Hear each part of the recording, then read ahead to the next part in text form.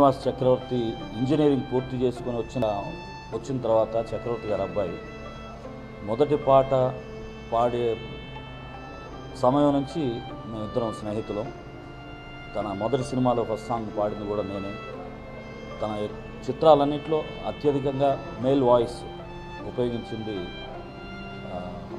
నా వాయిస్ని అని చెప్పుకోవడానికి చాలా సంతోషిస్తూ బాధపడుతున్నాను. ఎందుకంటే మంచి మిత్రుడిని కోల్పోయాను. అన్నయ్య కోటి గారు చెప్పినట్టు కోటి గారు, రాజకోటి గారి తర్వాత కృష్ణచక్ర, రాజకోటి గారి తర్వాత నేను కానీ, కీరవాణి గారు కానీ, వందేమాతరం శ్రీనివాస్ గారు కానీ ఇలాగ ఎంతోమందిని ఆయన భోజనం పెట్టి వాళ్ళ చిత్ర పరిశ్రమలో, సంగీత ప్రపంచంలో మంచి పొజిషన్స్లో చక్రవర్తి గారి పేరు చెప్పుకొని మేమందరం ఇవాళ మంచి పొజిషన్స్లో ఉండడానికి కారణం చక్రవర్తి గారి ఆశీర్వాదం.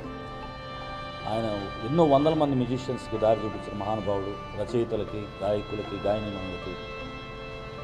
మరి ఆయన కుటుంబంలో మరి అన్నం పెడితే అందరికీ మంచి జరుగుద్ది అంటారు. మరి ఆయన కుటుంబంలో ఆయన బిడ్డలకి మాత్రం ఆయనకి 4 సంతానంలో 3వ వ్యక్తి పోవటం అనేది బిడ్డలు అందరూ కూడా 50 లోపు. అది ఎందుకు ఇలా జరిగిందనేది ఒక పెద్ద క్వశ్చన్ మార్క్ మాకు. చక్రవర్తి గారిని దగ్గరగా ఎంతో కాలం చూసిన కోటి గారికి ఏమిటి, నాకేమిటి, అందరికి కూడా అదే చాలా బాధపడుతూ ఉన్నాము.